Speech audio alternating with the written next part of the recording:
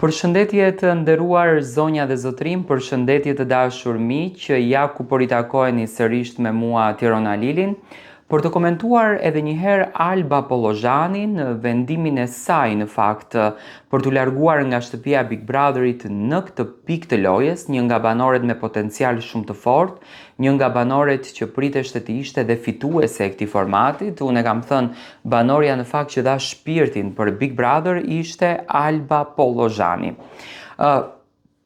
Me një bisedë që unë kam bërë me psikologën të nderuar Elisa, e cila ka qenë në fakt një ndjekse e rregullt e formatit Big Brother, ajo mua më ka shkruar zyrtarisht në email duke komentuar fytyrën në momentin e daljes nga shtëpia e Big Brotherit të Albës. Unë nuk dua ta besoj në fakt që Alba ka patur kërcënime nga Olsa, sepse fatkeqësisht banorët e Big Brother VIP Kosovës në momentin që janë larguar nga Big Brother kanë treguar një urrëtie të madhe në fakt kundër drejt Olsës dhe kanë treguar sikur i kanë maltretuar aty brenda, dhe unë nuk e di se çfarë është tash Big Brother apo burg, por psikologja në mënyrë të zgjuar më ka treguar në detaje se çfarë ka lexuar në fytyrën e Albës. Dëgjoni me kujdes. Ajo thot, në fytyrën e saj thot, nuk shoh ndonjë buzëqeshje të plotë, do të thënë bazuar në video që dolën brëm. Shikoj një buzëqeshje që përpiqet të ekzistojë, por që nuk arrin ta fsheh peshën e asaj që në fakt ka kaluar. Edhe ajo buzëqeshje e butë, pak e ngrirë në këtë mes, që vjen jo nga gëzimi, por nga nevoja për të treguar se jam mirë, edhe kur brenda thot nuk je plotësisht. Do të thënë Alba po mundohej që të mbijeton realisht në këtë mesin. Faqet thot dukeshin të qeta, por jo të çliruara. Ka një qetësi sipërfaqësore në fytyrë, një qetësi që zakonisht vjen pas një lodhje të gjatë emocionale. Është fytyra e dikujt që ka pushuar së luftuari me zë të lartë dhe ka filluar të luftojë realisht në heshtje. Por janë syt ata që flasin më shumë në këtë mes se çdo fjalë. Në sytë e saj ka lodhje, jo lodhje fizike, por lodhje psikologjike.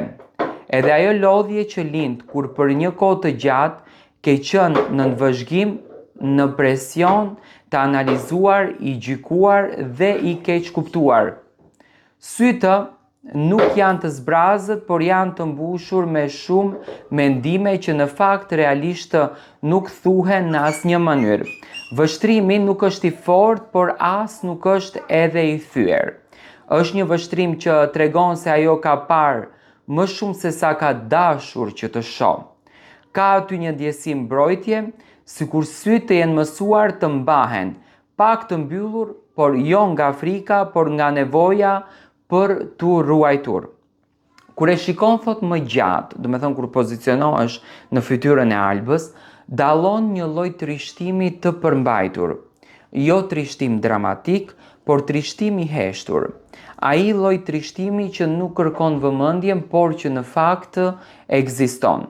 Është trishtimi i dikujt që ka humbur diçka brenda vetes gjatë rrugës. Ndoshta besimin, ndoshta pafajësinë, ndoshta qetësinë. Sytë e saj duken sikur pyesin pyetjen më të madhe. A ja vleti? Jo me zë, por me ndjenja.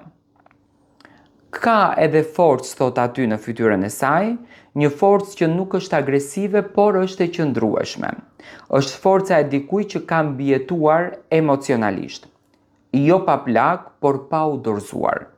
Sytë tregojnë se ajo e di se ka ndryshuar dhe e pranon këtë ndryshim.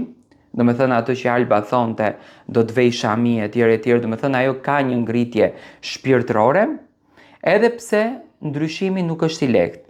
Ndërsa në fytyrën e saj shfaqet edhe një lloj distancimi, sikur ajo ende të mos jetë plotësisht e kthyer në realitet. Kjo ndodh shpesh kur një njeri del nga një përvojë intensive psikologjike, kur trupi është jashtë, por mendja ende aty ku ka qenë. Në thelb ajo që shihet në fytyrën e saj nuk është thjesht një emocion, por një përzierje emocionesh.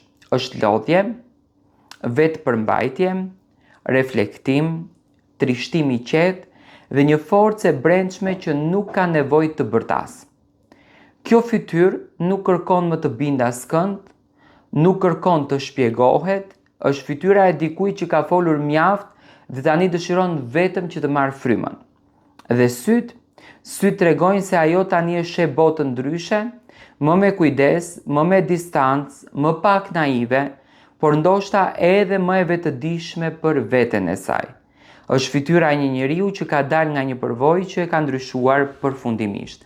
Do me thënë, sipas analizës së psikologes, dëshira e Albës për të vënë shami që nga një dëshirë më se e vërtetë.